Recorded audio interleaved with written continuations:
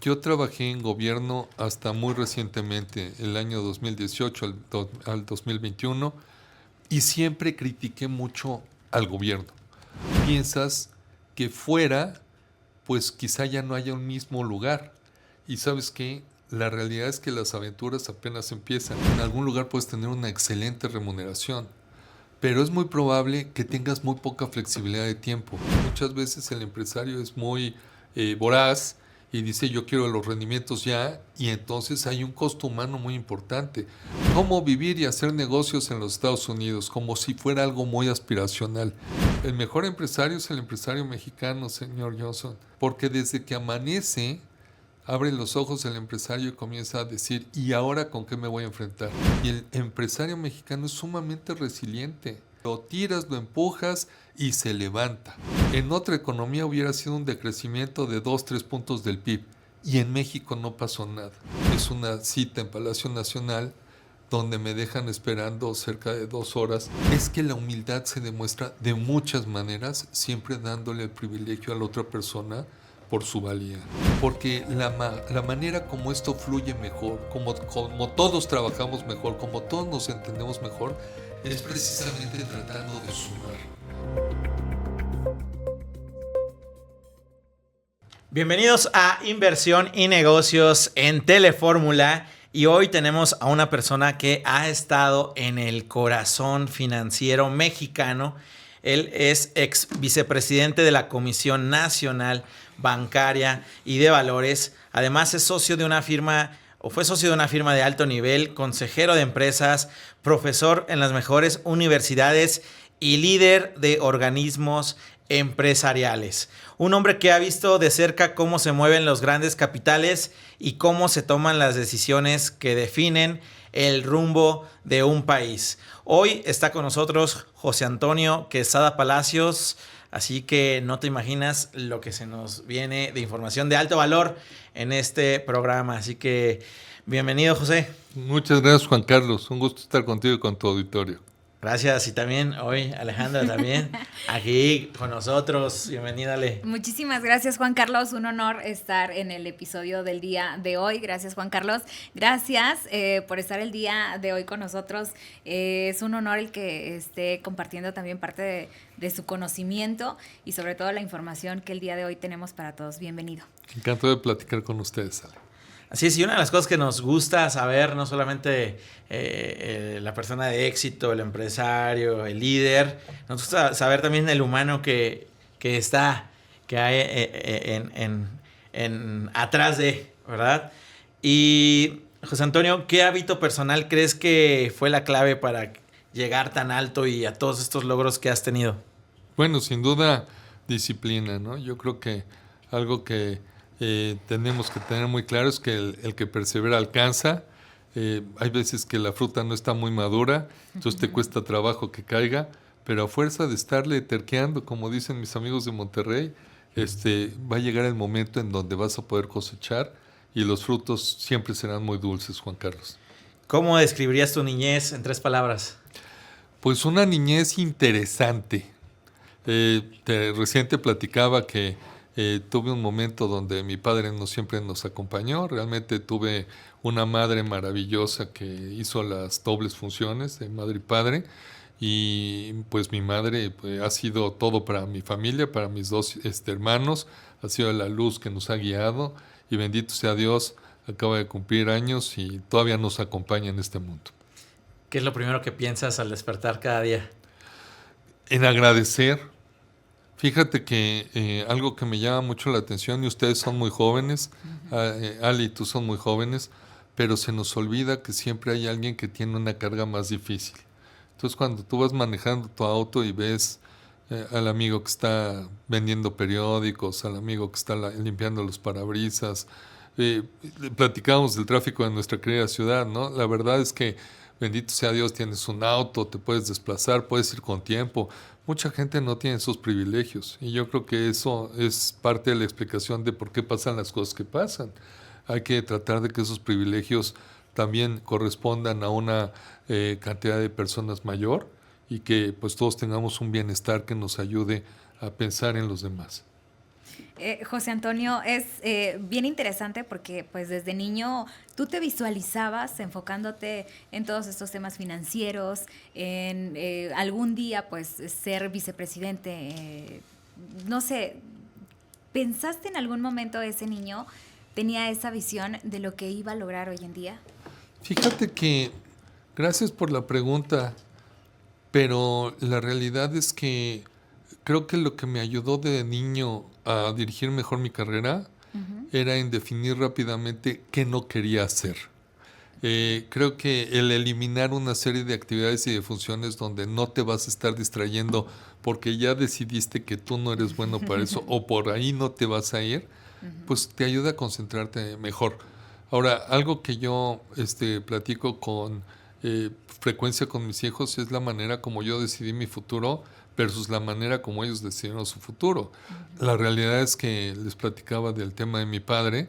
Bueno, pues cuando mi padre fallece, 17, 18 años, tengo un aterrizaje forzoso y todos tenemos que pensar que tenemos que salir en la familia rápido. Entonces, como yo escogí mi carrera, fue abriendo un día el periódico y en ese momento, ahora ya ni siquiera hay periódicos en hard copy, ¿no? Uno que otro por ahí perdido, pero en aquel momento veías cuáles eran las posiciones que más pedían y encontré que era contador público. Y dije, yo lo que necesito es trabajo rápido y así escogí mi carrera, habiendo dicho que no necesariamente había otras profesiones que me gustaban. Mi madre hubiera soñado con que yo fuera médico, pero yo tenía claro que para medicina no era lo mejor.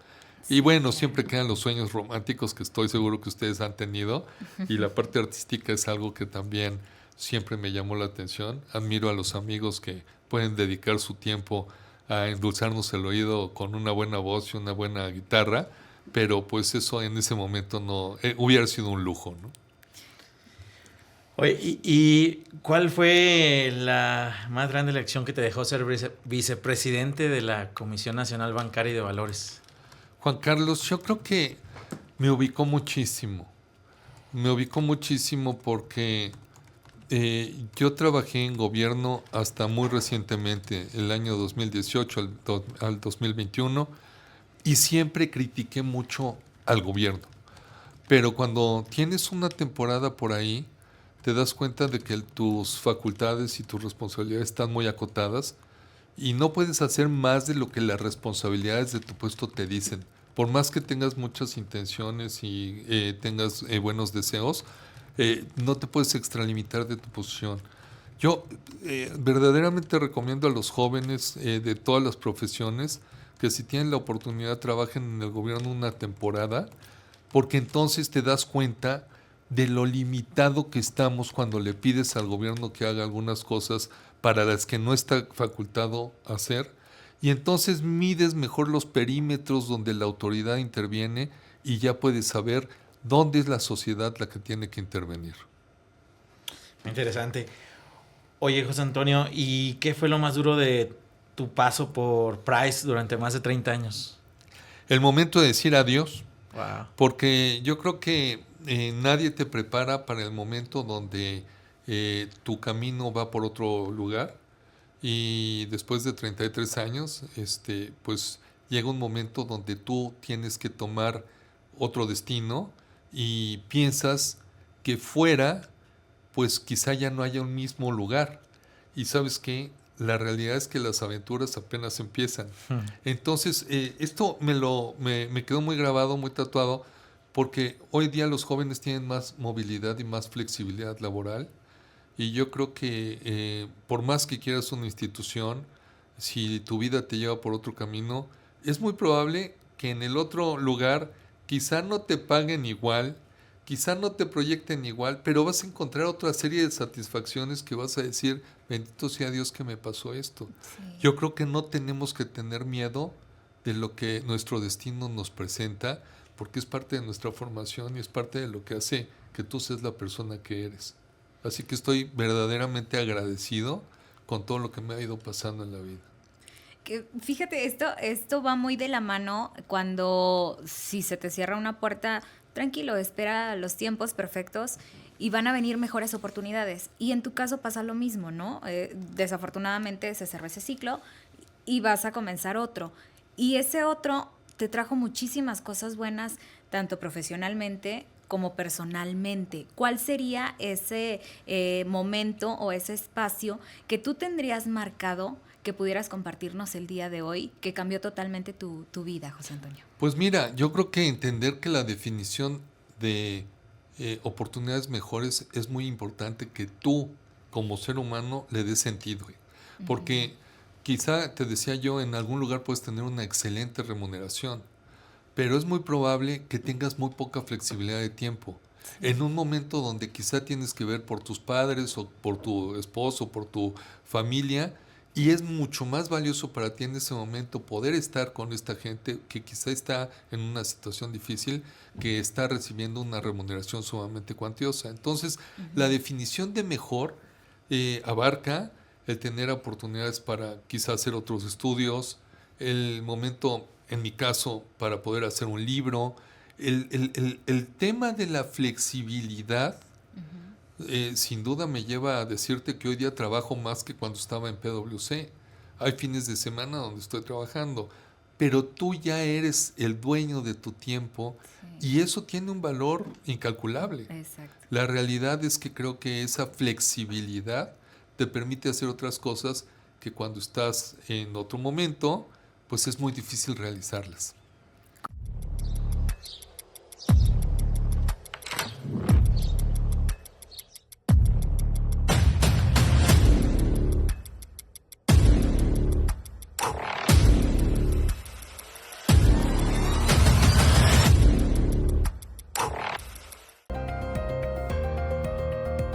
Facebook Juan Carlos Zamora. Instagram Juan Carlos Zamora.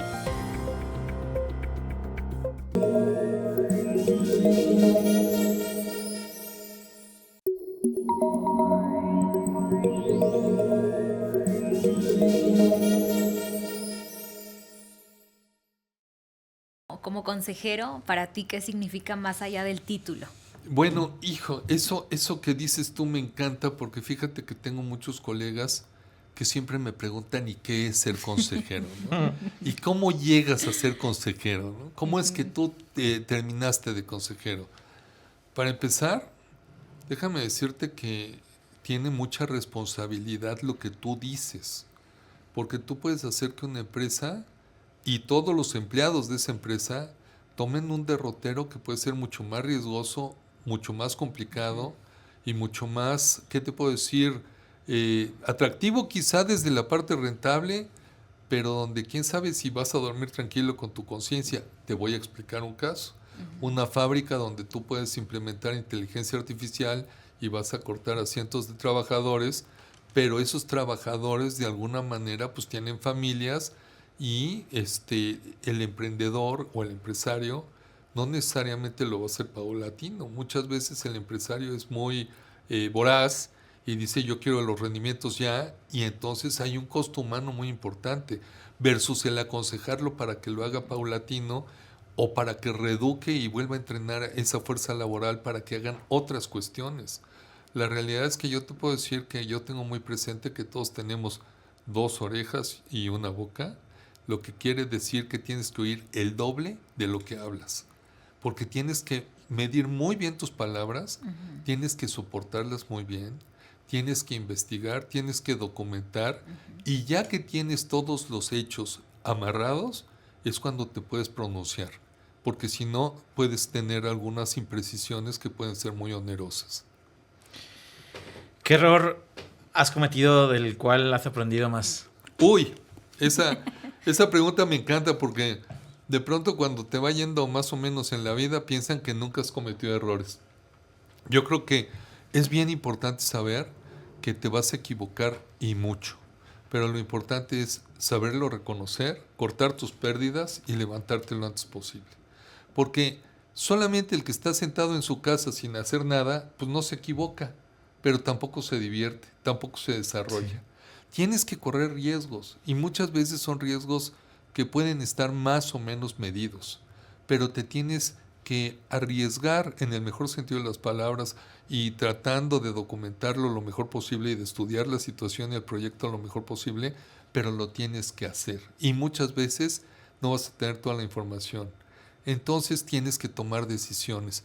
Yo lo que te quiero decir, Juan Carlos, es incontable el número de equivocaciones que he tenido, pero creo que a diferencia de algunos otros colegas, no te tienes que enganchar ya con una solución y decir, aquí me quedo hasta que el barco se hunda. No, hay que tener la humildad para reconocer que falló, cortar las pérdidas y reconstituirte lo antes posible, levantarte y empezar otra.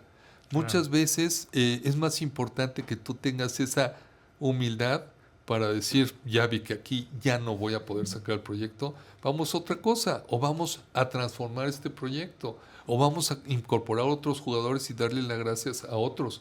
Es muy importante ser flexible hoy día. ¿Y cómo cambió tu visión del mundo de los negocios cuando trabajaste en Estados Unidos? Es una excelente pregunta. Fíjate que tenemos mitos y realidades de estar en los Estados Unidos. Y yo creo que hoy, con Trump a cargo y con toda la presión sobre los migrantes, se acentúa más. En algún lado, ustedes seguramente habrán visto, hay un programa que dice cómo vivir y hacer negocios en los Estados Unidos, como si fuera algo muy aspiracional. Yo lo veo muy aspiracional en el sentido económico, en el sentido de oportunidades de expandir tu negocio, sin duda. Pero sí es muy importante saber cuál es tu propósito en la vida. Claro. ¿Dónde vas a tocar más vidas? ¿Dónde vas a transformar más a tu sociedad? ¿Dónde haces más falta? Y la realidad es que esa economía es tan grande y tan asimétrica la nuestra, que siempre hay alguien que es el experto del tornillo de 3/4 y solo este amigo sale con el tornillo exacto para darle la vuelta.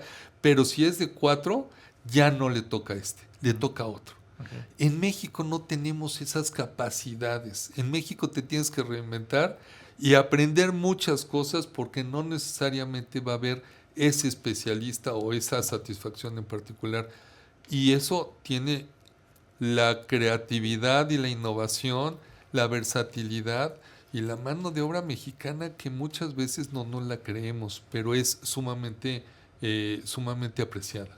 Entonces yo lo que te quiero decir es, no descarto el poder conquistar otros mercados, y el americano pues es sin duda el más atractivo, pero sí creo que en nuestro propio país hay un universo, hay un océano de posibilidades que todavía no terminamos de prospectar y de ver, y que yo creo que si tú aprecias otros valores en tu vida, pues los puedes compaginar muy bien, a pesar y los pesares. Tengo un muy buen amigo que es presidente de la MIB, que estaba el otro día platicando con el embajador de los Estados Unidos y le decía, el mejor empresario es el empresario mexicano, señor Johnson. Y se le queda viendo el señor Johnson, dice, ¿por qué dices eso? Porque desde que amanece, abre los ojos el empresario y comienza a decir, ¿y ahora con qué me voy a enfrentar? Un nuevo arancel, una marcha, un cambio en la tasa de interés, una devaluación o una revaluación, y la realidad es que llega a su empresa y no era nada de eso. Es un tema sindical, es un tema de los trabajadores, es un tema de una nueva iniciativa de ley. Ahora hay que darles más vacaciones, ahora hay que poner salas de lactancia, ahora hay que poner un larguísimo etcétera. No termina de recibir una serie de cambios, y el empresario mexicano es sumamente resiliente. Es un empresario que lo tiras, lo empujas y se levanta. Cosa que es maravillosa, pero también creo que platicando con varios de ellos, todos hemos nacido en las generaciones de las crisis. Entonces ya las crisis no nos asustan. En el 2018, 19, cuando entra AMLO y frena el proyecto del aeropuerto, hay compañeros economistas míos que estaban en Latinoamérica y me dicen, un proyecto de esa envergadura en otra economía hubiera sido un decrecimiento de 2-3 puntos del PIB, y en México no pasó nada. Y dices tú, sí, efectivamente nuestra economía es muy resiliente. Hemos estado acostumbrados a recibir golpes muy fuertes de cambios de timón y los hemos enfrentado con éxito. ¿Qué es lo que nos falta a nuestros empresarios? ¿Qué es lo que nos falta a nosotros? Pensar qué vas a estar haciendo tú como empresario o tú como persona en los siguientes 10 o 20 años. La planeación estratégica es para lo que no estamos tan preparados. Porque lo entiendo, estamos preparados para saber si vamos a seguir mañana. O sea, quién sabe si en una semana. Pensar en un mediano, en un largo plazo, se nos complica mucho. Tenemos que empezar a entrenarnos a ver a largo plazo. Muy bien. Muy buena respuesta. Gracias. Muy, muy buena. Y sobre todo mencionaste la humildad y el propósito, ¿no? Son palabras muy poderosas, pero cuando se llegan a tener altos puestos, y en este caso de una toma de decisiones también, ¿cómo compaginas la humildad con el propósito al estar en altos puestos de influencia, por ejemplo? Porque no hay que perder también como que muchas personas llegan a estos puestos y se dejan llevar, ¿no? Se ciegan. Pero desde tu punto de vista, desde cómo lo has vivido, ¿cómo has logrado llevar de la mano la humildad y el propósito? Fíjate que cuando estaba de socio en esta firma, pues teníamos cerca de 200 socios y a mí me tocaba ser el socio líder de clientes y mercados, es decir, tenía que ver con todos sus clientes y en todos los mercados o industrias. Y entonces yo platicaba con el que era mi socio director que realmente tenía yo a 200 vedettes, porque cada uno de ellos se sentía el más importante y sentía que su cliente era el más importante y que era urgente atender todas esas necesidades. Y bueno, sobra decirte que cada socio verdaderamente se sentía hecho a mano. Entonces, cuando tengo el cambio a la Escuela de Negocios del TEC EGADE, llego pensando que el mundo académico tendría que ser por mucho más asequible, más cercano, más flexible. ¿Y qué es lo que me encuentro? Que los doctores también están hechos a mano. Entonces venía llegando de China un profesor que era el experto en ciencias ocultas y nadie en el mundo sabía más de ciencias ocultas que él. Tenías que tratarlo con toda reverencia. Y por otro lado estábamos contratando en ese momento a un ex subgobernador del Banco de México y también había que tener una sesión individual para explicarle al señor subgobernador que ya no era subgobernador, que ya no tenía todo su equipo de asistentes y de choferes y que ahora le iba a tocar dar clases y las clases iban a tener una longitud, iban a tener exámenes, tenía que preparar su clase. Sobra decirte que estaba pensando él, ¿y quién me va a ayudar a hacer todo eso, no? Cuando la realidad es que su vida había cambiado. Después de conocer a todos los doctores que me tocaron conocer, recibo la invitación de ir a trabajar al gobierno y la primera impresión que tengo es una cita en Palacio Nacional donde me dejan esperando cerca de 2 horas a que saliera el señor secretario y empezáramos la junta, ¿no? Entonces dices tú, no puede ser. Aquí todos están hechos a mano y todos son los más importantes del mundo. Bienvenido a uno de los sistemas más poderosos que existen en el mundo inmobiliario para multiplicar tu capital. ¿Estás buscando crear tu primer desarrollo inmobiliario? ¿Estás buscando diversificar tus ingresos? ¿Eres empresario o eres inversionista y tienes ese sueño de convertirte en desarrollador inmobiliario? Bien, hemos creado este curso online donde mediante sesiones a la hora que tú quieras tomar vas a aprender a cómo hacer un desarrollo inmobiliario. Regístrate en este momento a este curso online de cero a desarrollador inmobiliario. Facebook Juan Carlos Zamora. Instagram Juan Carlos Zamora.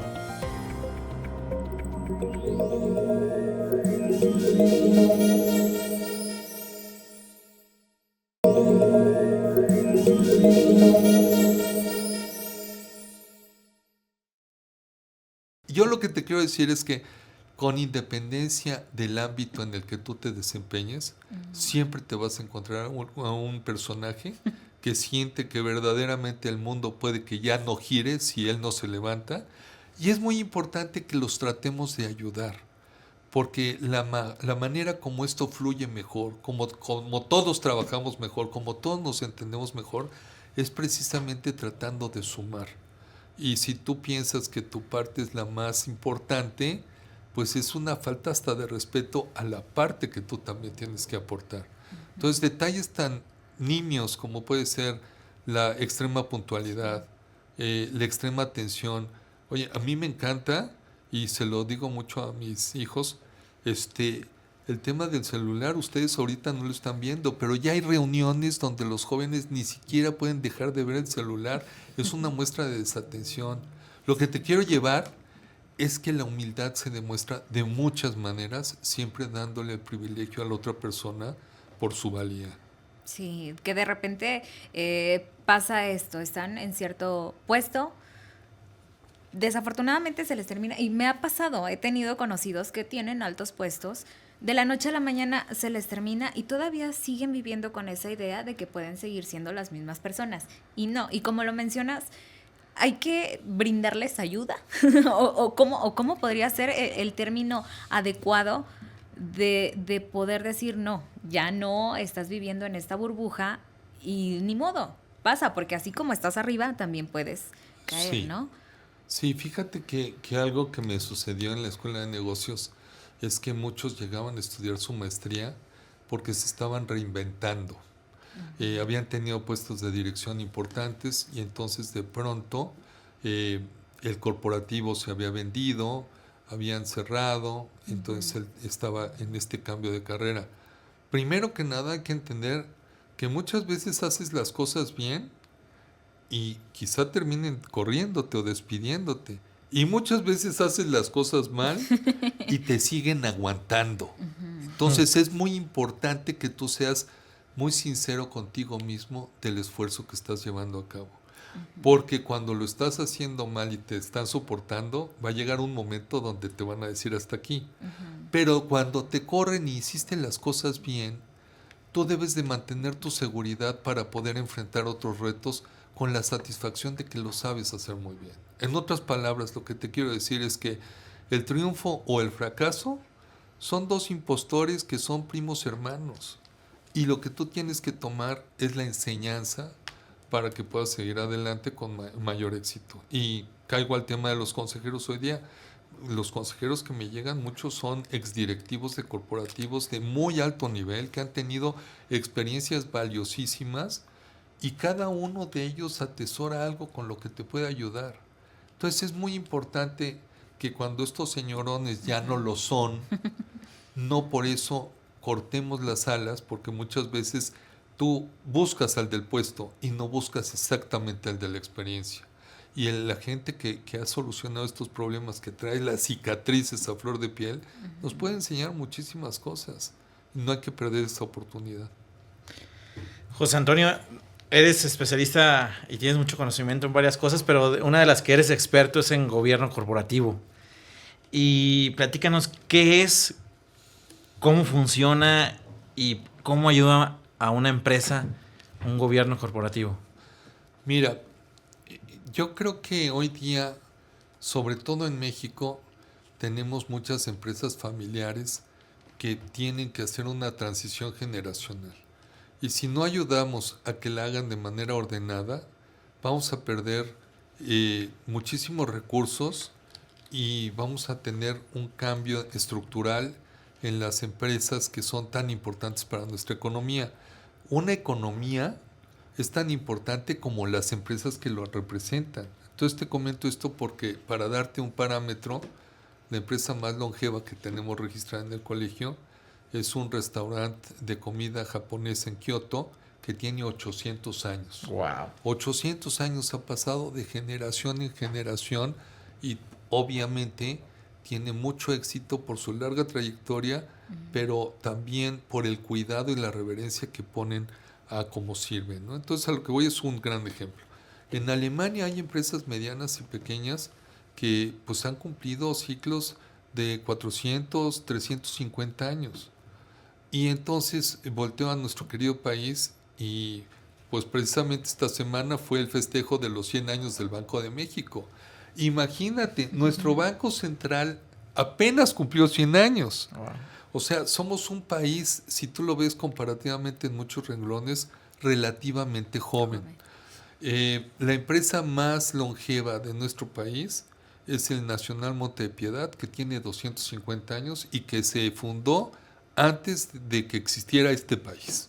Okay. Entonces, lo que te quiero decir es que fuera del Monte y fuera de algunas otras empresas como Banjico, muy pocas tienen 100 años, 85 años, 50 años. ¿Y eso qué quiere decir? Que son empresas que crecieron con el impulso del patriarca. En muchos casos el patriarca todavía vive y pudo hacer la sucesión con sus hijos. Y ahorita estamos en el momento donde los hijos están en el proceso de pasárselo a sus hijos, es decir, a los nietos del patriarca. Y me decía uno de estos patriarcas que me encantan, ¿no? Dice, mira, yo puedo poner en orden a mi familia para que todos hagan lo que yo digo, estén de acuerdo o estén en desacuerdo.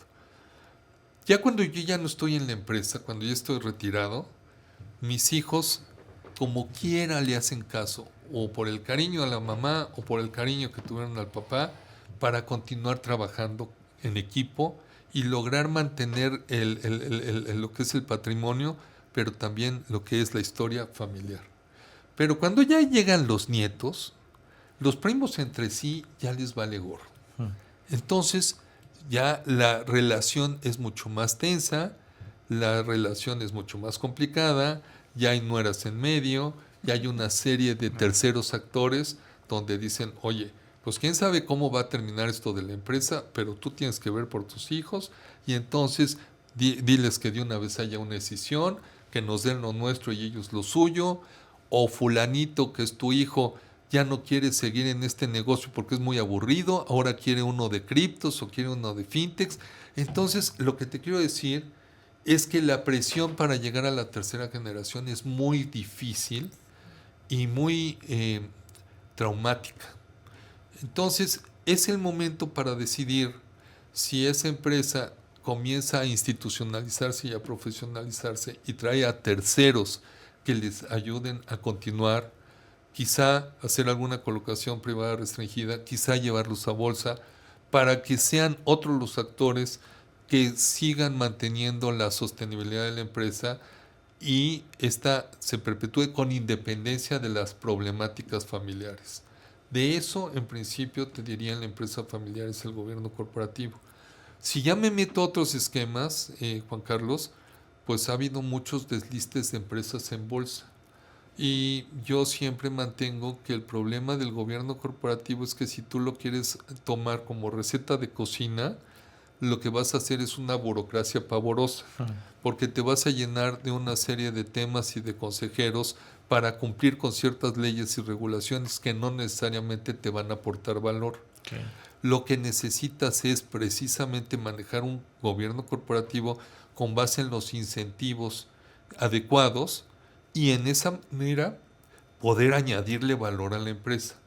Hace un momento te platicaba yo de las experiencias que he tenido con la parte de inteligencia artificial últimamente, que es el sabor de moda, ¿no? Sí. Entonces, fíjate que hay dos visiones que son encontradas. Una, de unos empresarios muy humanistas que dicen, ¿sabes qué? Ya no le llamen dirección de recursos humanos.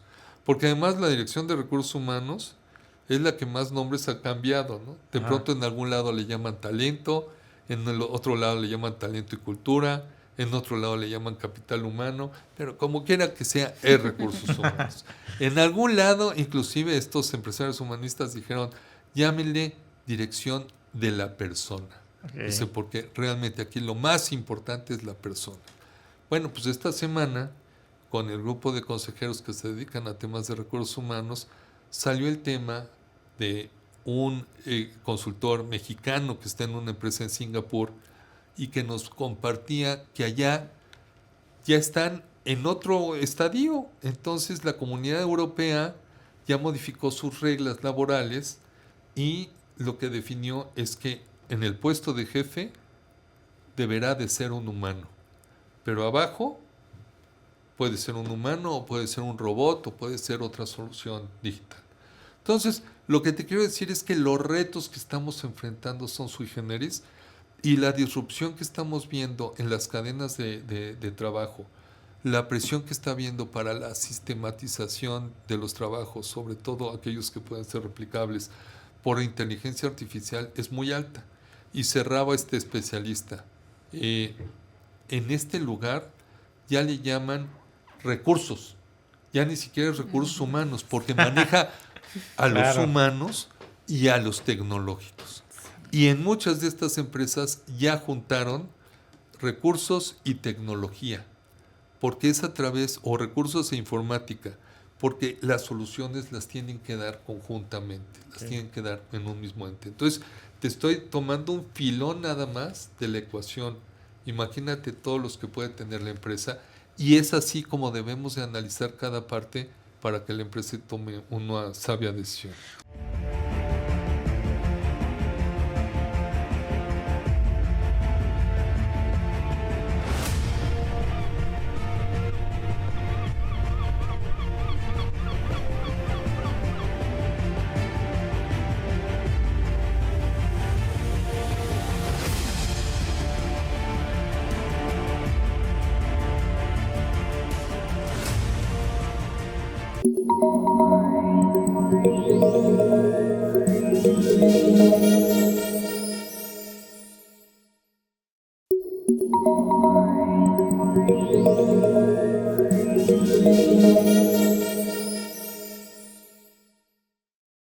Oye, José Antonio, y hablabas de generaciones, pero cuando eres el que construye los cimientos de ese negocio, ¿cuál es el mejor momento para hacer un gobierno corporativo?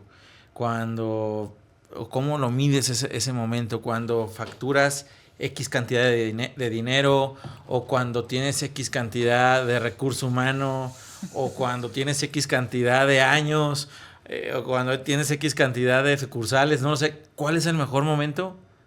¿O cuál es la fórmula para saber cuál es el momento para dedicarle a hacer un gobierno corporativo? Porque tú sabes, cuando nace una empresa, pues lo que te importa es vender, porque si no vendes no hay gasolina, ¿verdad? Y luego ya te das cuenta que ya no puedes vender solo tú, porque si no ya no te alcanza el tiempo para planear, para hacer estrategia, para abrir nuevos productos, nuevos mercados.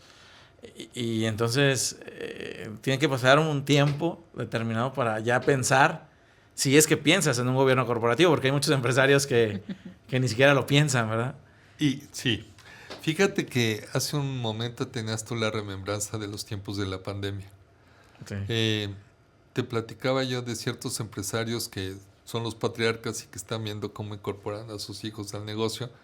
Y curiosamente, saliendo de la pandemia, encontré a varios de los empresarios cercanos en sus 60 medios, 70 bajos, que querían ya implementar gobierno corporativo, porque durante la pandemia se dieron cuenta de que pudieron haber tenido una afectación mayor, que les hubiera costado la vida y que quizá eso hubiera colapsado al negocio, porque no habían preparado a la empresa para que tuvieran esa sucesión.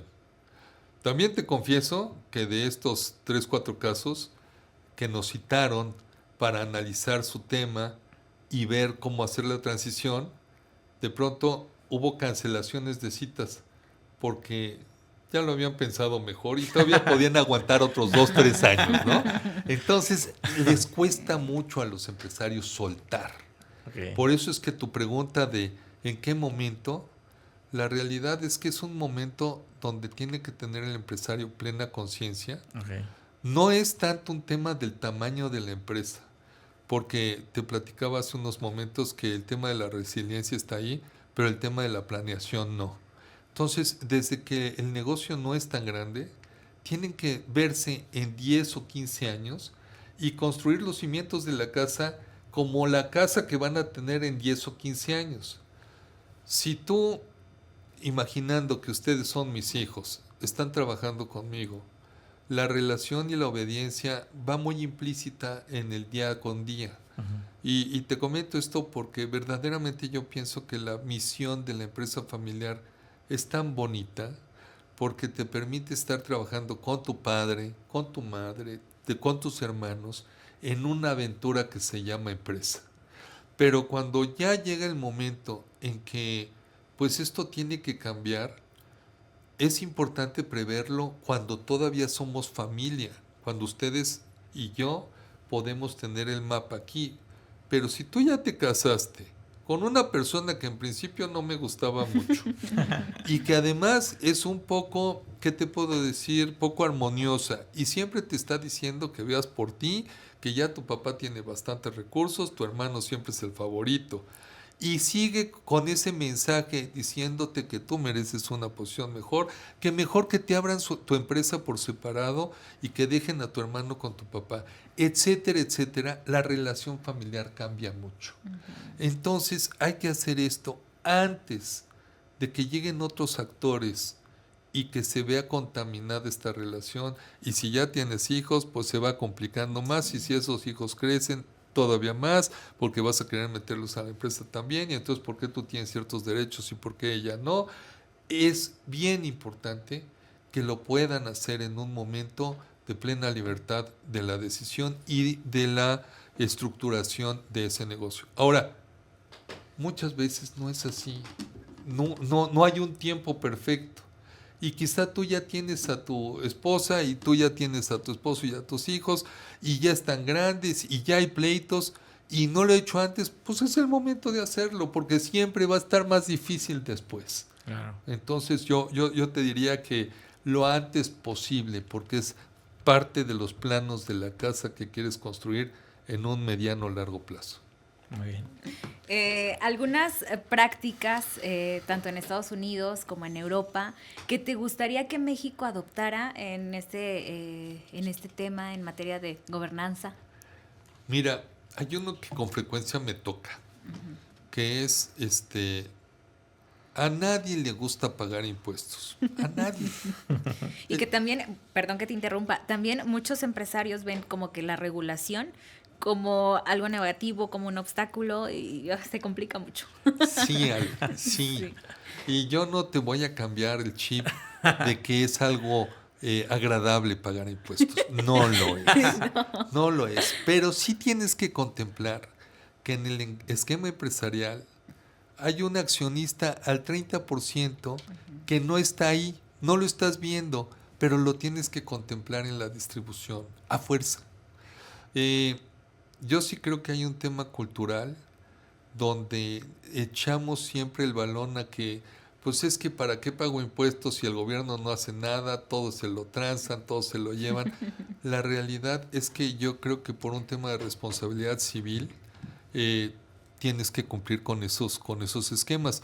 Además, la otra es que siempre dices, ay, es que en otros lados pagan menos impuesto. Habrá que verlo, ¿eh? Yo he estado trabajando muy de cerca con fiscalistas toda mi vida. Yo te puedo decir que la fiscalidad española es durísima. Te puedo decir que la fiscalidad americana es muy interesante porque bajan su tasa corporativa, pero tienen otros impuestos estatales y municipales y al final por ahí terminas con la tasa similar, etcétera, etcétera. En otros lugares ya hay impuestos sobre herencias, en otros lugares hay sobre las plusvalías, etcétera, etcétera. Entonces, yo lo que te quiero decir es, sin duda, es válido una planeación financiera. Sin duda no hay que dejar dinero sobre la mesa, pero siempre hay un esquema legal que tienes que respetar, que tienes que contemplar, porque cada día va a ser más difícil que tu socio del 30% se quede quieto. Lo vas a tener mucho más injerencista. Entonces es mejor que desde ahorita ya tengas tus cajones en regla. Hay una serie de temas que tienes que prever, por eso la planeación fiscal se me hace una palabra que ha caído un poco en un ámbito peyorativo, pero sí tienes que saber cuándo vas a hacer inversiones, qué tipo de inversiones vas a hacer, si estas son deducibles o no son deducibles, qué topes son los que tienes, o sea, eso se vale y es muy importante que la empresa le dé esa pausa para que sea sostenible en un largo plazo. Sí. Ahora déjame moverme a otras contribuciones como pueden ser las ambientales, porque pues ya también hay impuestos a distintos recursos. Con el tema hídrico vamos a tener más impuestos ambientales en distintos estados. El tema laboral, la carga social va a ir subiendo y aún así yo estoy seguro que los negocios pueden ser sumamente rentables en nuestro país. ¿Cuál es el mayor reto económico de México en este momento? Mira, yo creo que el mayor reto económico es el crecimiento. No podemos tener una economía que básicamente va a estar estancada y que ha estado estancada en los últimos años también. México tiene que tener tasas de crecimiento mucho más altas. Yo creo que tenemos el caso de algunos países asiáticos, Vietnam, Corea, etcétera, tasas del 5 o 6% son las que necesitamos para que haya un bienestar, y yo creo que las podemos tener si tenemos las políticas de inversión adecuadas, las políticas económicas adecuadas, las políticas de atracción, de fomento a la innovación, de la transformación de nuestra economía. Yo creo que en el país todavía nuestro bono demográfico, y ustedes dos son muestra de ello, es algo que nos hace ver sumamente atractivos y que podemos aprovechar para los siguientes 20 años. Entonces yo te quiero decir que tenemos que ser mucho más creativos en esquemas de inversión para las empresas. Te decía yo de las colocaciones privadas restringidas. Yo creo que eso para las empresas pymes y MIPYMES puede ser una gran oportunidad.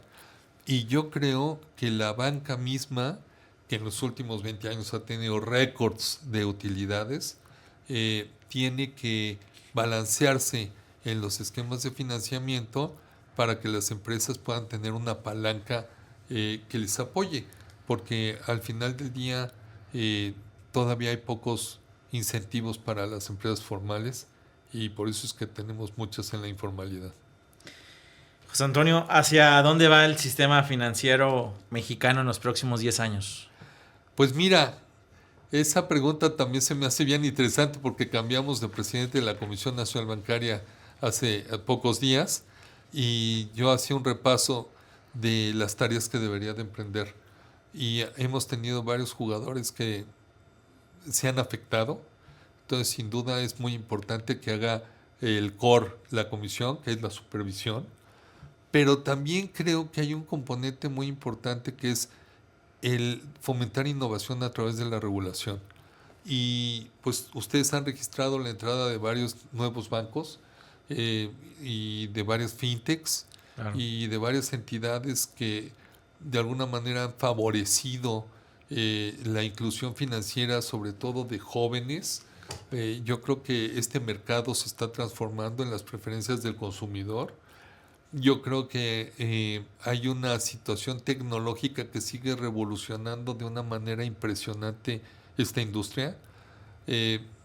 Yo creo que los bancos tienen el enorme reto de no provocar insatisfacción, pero también brindar seguridad a los usuarios.